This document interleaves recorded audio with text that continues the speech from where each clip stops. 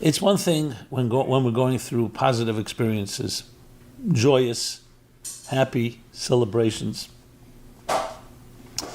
Then we usually don't think much about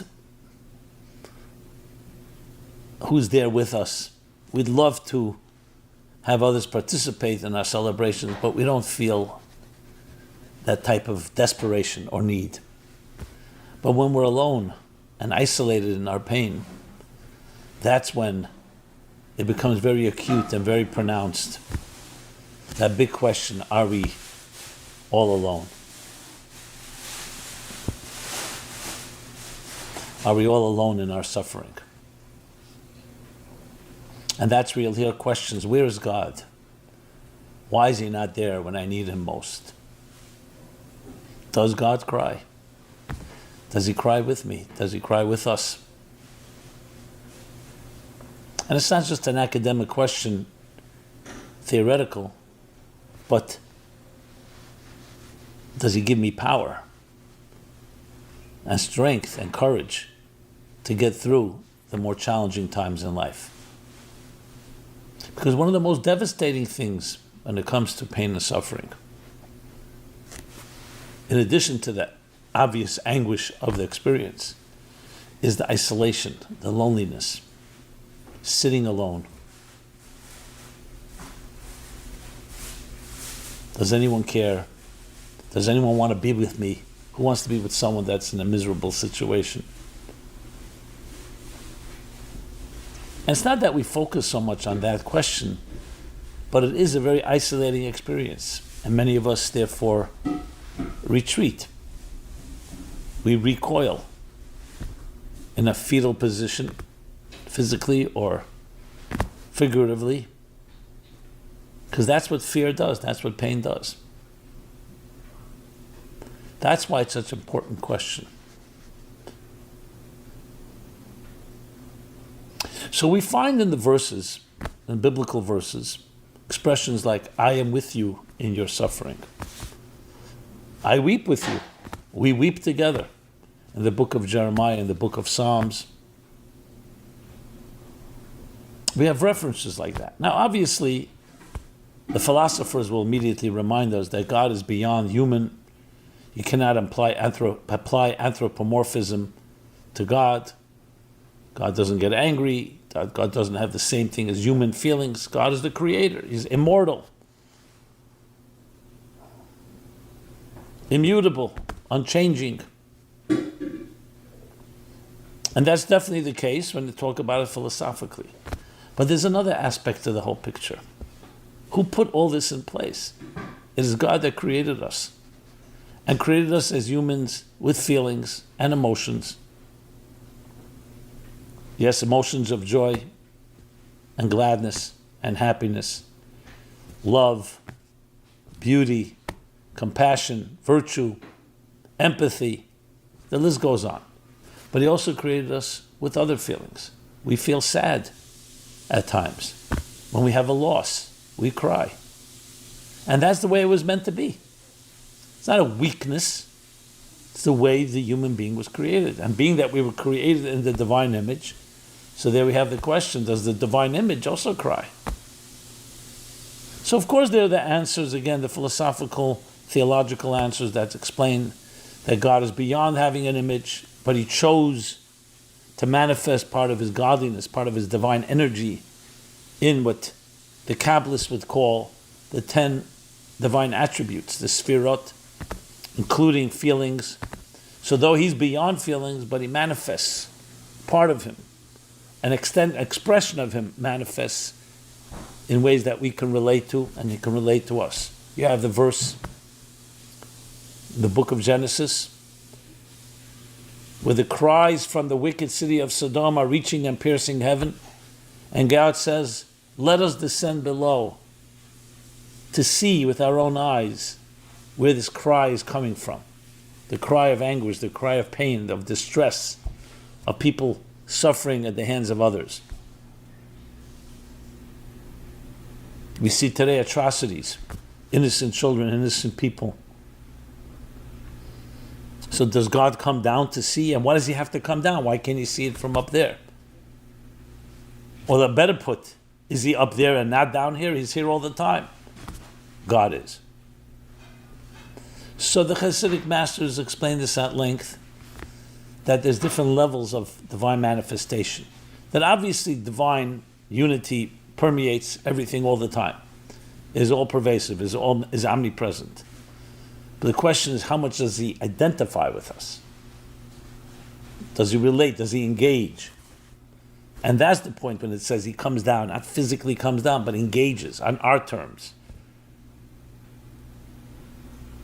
That we can relate to it. Now you can have a person who, for example, may care, but they don't show any empathy, and therefore you don't feel the connection. Does God show empathy? Does he manifest in empathy? These are critical questions, again, not from a theological point of view, from a practical point of view. Because if you look at all systems of healing and recovery, take the 12 steps. So I've come to discover that I cannot do it alone, that I need to have a higher power. I'm just paraphrasing. The idea that we need strength because, to use the Talmudic expression, a person bound up in fetters, a person in fetters cannot free themselves. When you're tied up, when you're in a pit, you can't free yourself. You need someone to throw you a life raft. And the same thing is with the divine, to realize that you're not alone in your pain, that God cares, and His caring helps you get through it. You know, there's that classic greeting card, or I'm not sure what you call it, anecdote. You see somebody walking, footsteps in the sand, 2 sets of footsteps, he's walking with someone with him. And this is the story of someone's life. And then when it comes to the more painful times in life, you only see 1 set of steps. And God says to the person, I've walked side by side with you through your whole life. I've always been with you, always accompanying you, always empowering you. He says, so where were you in all those moments of pain? I only see 1 set of footsteps. Why did you abandon me? And God responds, because I was carrying you then. So it's only 1 set of footsteps. I was lifting you up on my wings. So what that means is that God is always there with us. We just don't feel it. That's part of the difficulty of dealing with challenges and pain. You don't feel the strength, but it doesn't mean it's not there. So that's why this is so relevant, because it really affects how to deal with the challenges in life. Now, some deal with it through denial, escapism, self-medicating, all kinds of form of relief, physical or psychological, to escape the situation. But we're talking about not escaping, but like they say, the only way out is through to becoming stronger. That which doesn't kill you makes you stronger. When we read in the Bible where it says that the Jewish people were in exile in Egypt, in slavery, terrible Holocaust, the more they were afflicted, the more they thrived, the more they blossomed, the more they grew, flourished. That is where the tears of God come into play. So it's not just whether God is feeling our pain, but is empowering us. And that's why it's so critical that we understand that there is a relationship with the divine, especially in difficult times.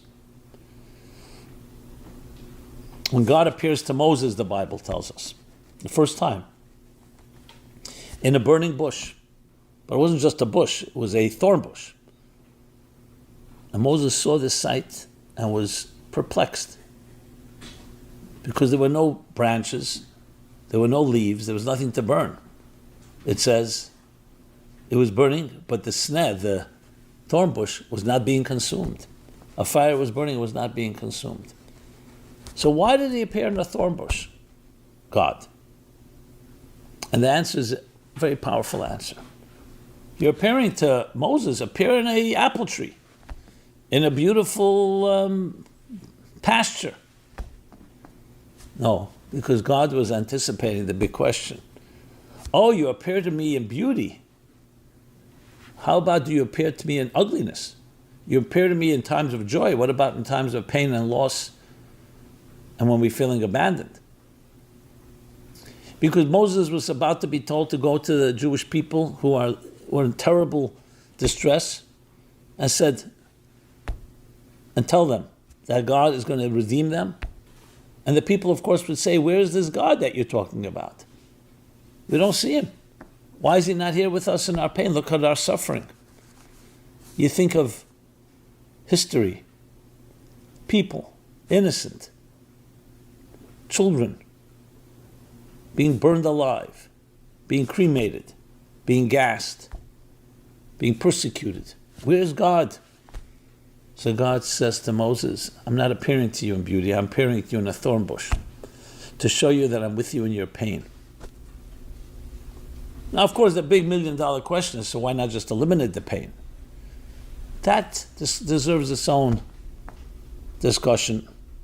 And I don't even know if we have an answer to that. That's part of the mysteries of life and death, of pain and suffering, of joy and happiness, of love and loss. But what we do know is that we may not have an answer to why bad things happen to good people, but what to do about it, that we do have an answer. Because in that thorn bush of your life, in the pain and suffering, even in the moments of deep isolation, where it seems hopeless, there is a divine spark, because God does cry. And you'll say, well, how does it help me if he cries? I'm a child that was hurt by a parent, abused by someone, violated. How is it helping me that God cries?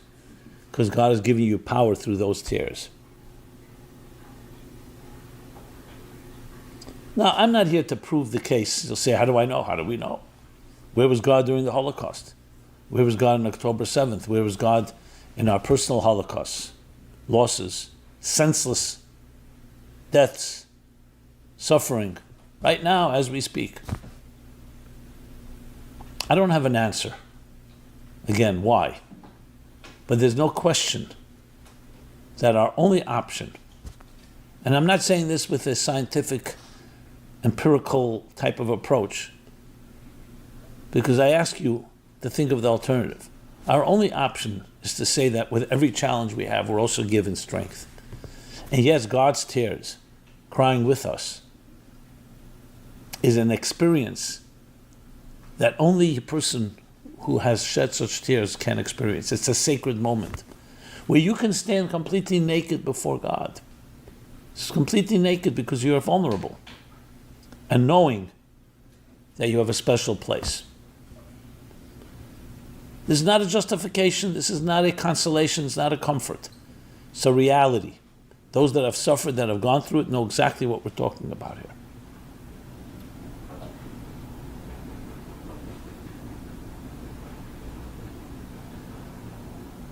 So when I visit people who have suffered, go on a call, a shiva call, or someone who needs comfort, I never go with answers. I don't have answers. I go with that statement. We cry together. I don't have answers for you, but we can cry together. And God cries with us. And you say, well, why does he have to cry? Let him not do it. Let him prevent the whole thing in the first place. I don't have an answer to that, but he still cries. And it's extremely important to know that. There's something that happens when someone cries with you, and especially a divine cry. And what's the alternative? What's the alternative? The other alternative is that we're all alone. It's one big accident. And we just have to get through it. And some will say there's no justice altogether.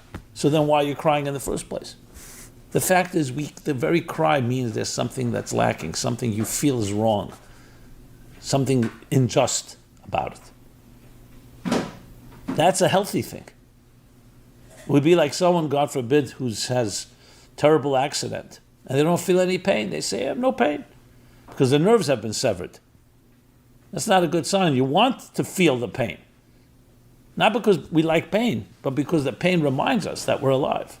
The pain reminds us there's a problem. The pain reminds us that we can heal and we should heal. The pain will also motivate us to heal. That's what tears are about. The Kabbalists say that tears bathe the soul. It's a salve. It's a soothing element. It's like going into the warm waters. Is it comfortable? Of course not. But nevertheless, it's soothing. And God's tears soothe as well. So it's not just that God counts our tears, as the Psalm says, but also cries with us. I speak from my heart right now because it's not coming necessarily from a purely logical, rational place. It's not irrational. I call it super rational. There's something deeply comforting knowing that we're not alone in this world. Not just that we have loved ones, family, friends, children, grandchildren, but to also know that there's some higher presence that is with you at all times. In times of joy, for sure, and we shouldn't take that for granted, but also in times of distress. To know that God does indeed cry. Does he cry with tears like our tears? Does that matter? The main thing is that he identifies with us, engages. And where do you see it? You see it in the strength that you gain. You see it in the growth that emerges. And you recognize it by appreciating the journey. I don't remember where I saw it, but I saw a scene once. Someone, I think children had lost a parent at a young age. Tragic. I think their uncle or friend came by and was on a farm. They went outside.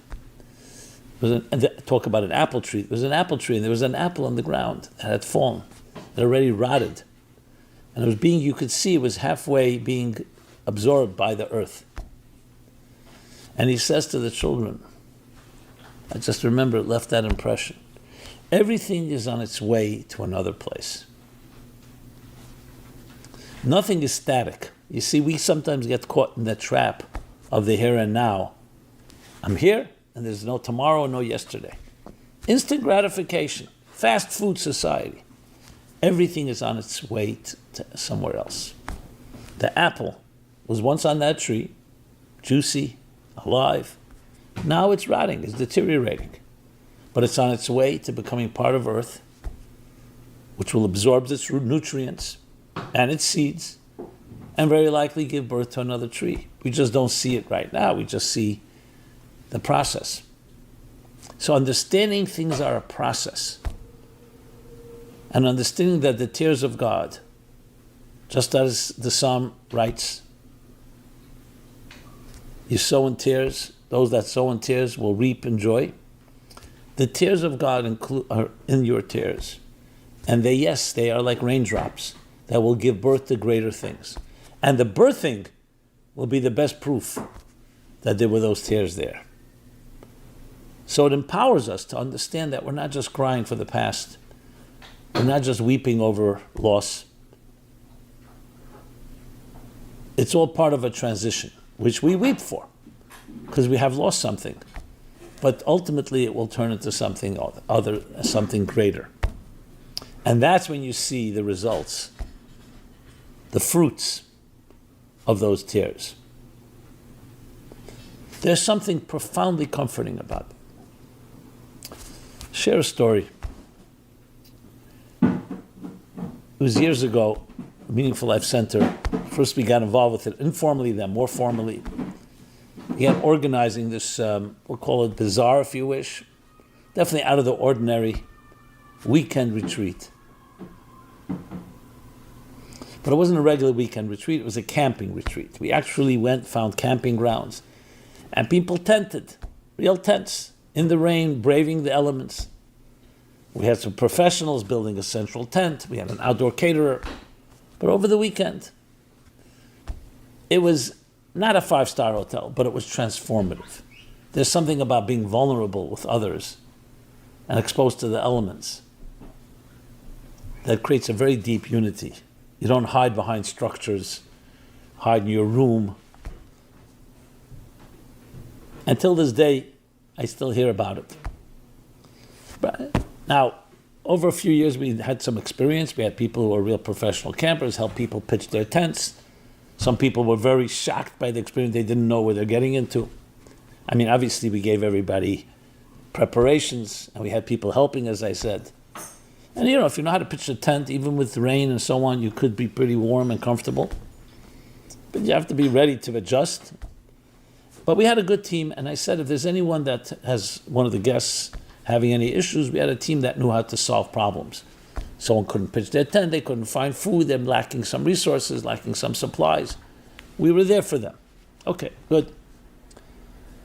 We had a hierarchy type of thing, that if there's a problem, you deal with it. If you can't deal with it, give it to a superior. And at the end of the day, if there's no one else, send them to me. So there's this one woman that came from New York City. And as soon as she arrived, we saw there was a problem. Nothing was good enough. Oh, I didn't know it's camping. I didn't bring this, I didn't bring that. And where's the food? We tried to be as kind as possible and help her.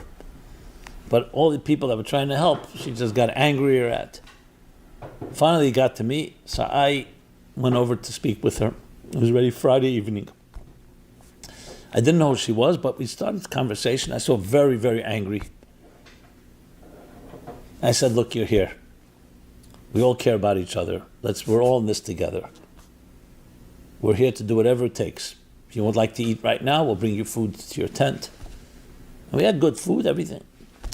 She was extremely angry. I saw there was something more going on. It wasn't us. But the situation that was vulnerable exacerbated whatever was bothering her. So I was as kind as I could. I said, we'll bring something to you. She said, no, I'm not happy, and that's that. I'm upset at you, upset at everybody. Okay, I wasn't happy to hear that, but we went on. We had a few hundred people. It was a beautiful evening. We were singing. But I thought about her, but you can only do what you can do. The next morning, the night was actually raining, so it made it even more uncomfortable. But the next morning, the sun was shining. It was a beautiful morning, at a camping setting. So it was like very fresh and clean.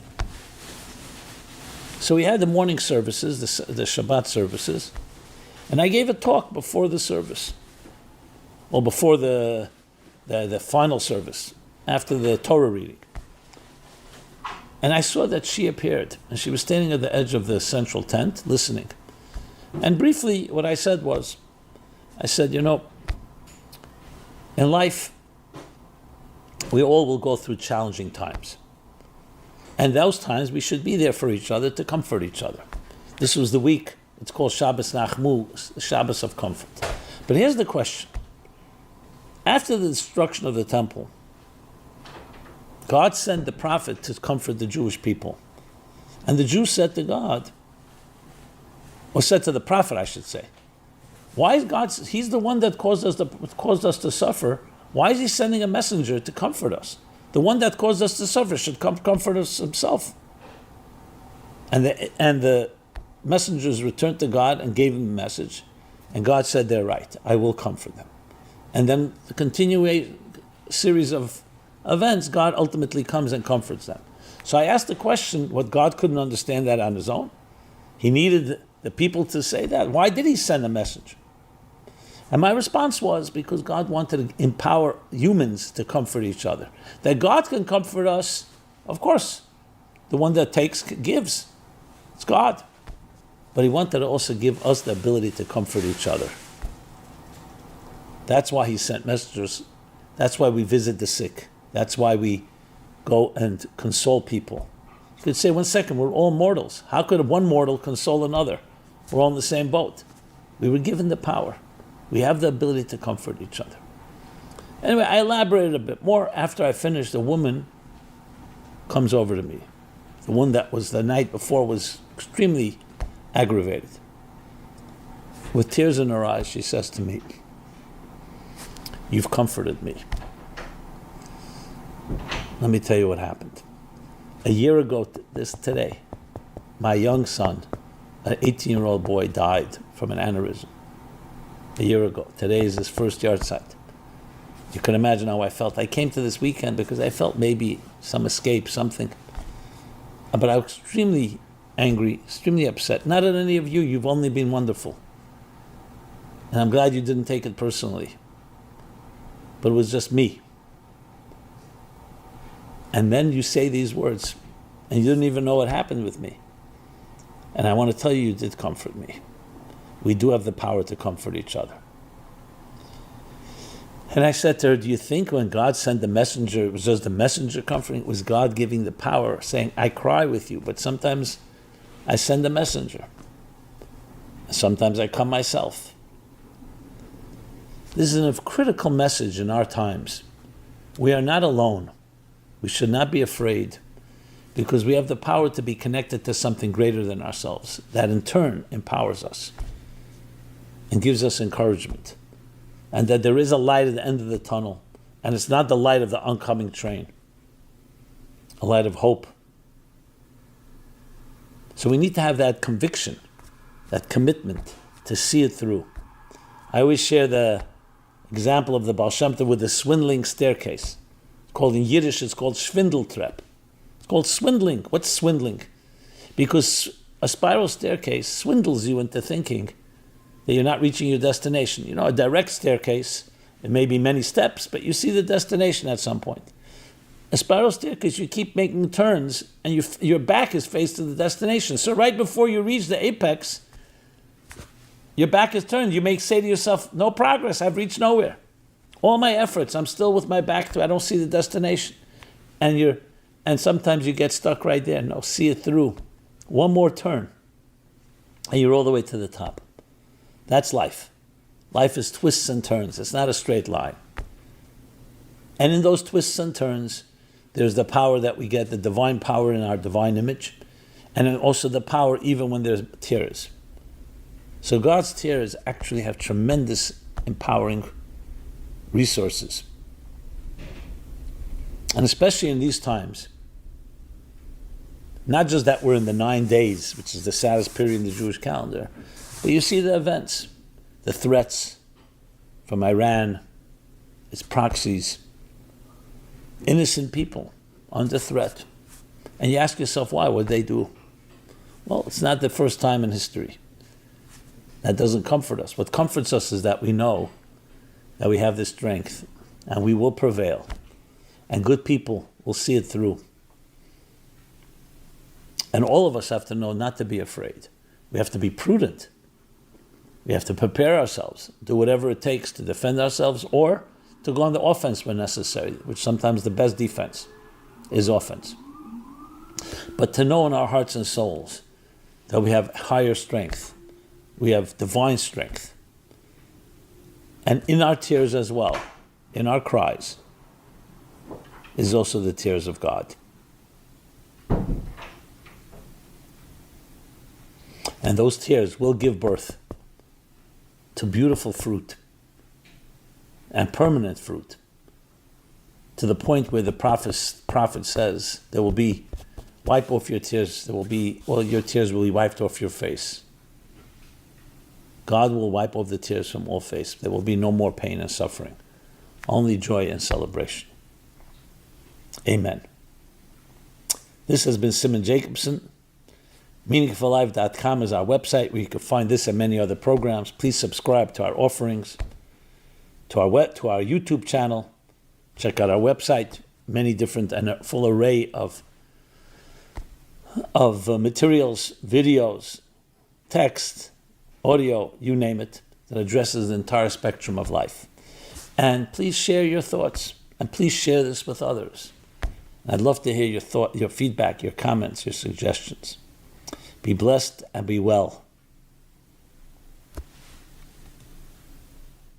This program is brought to you by the Meaningful Life Center. Please help us continue our programs. Make even a small contribution at meaningfullife.com/donate.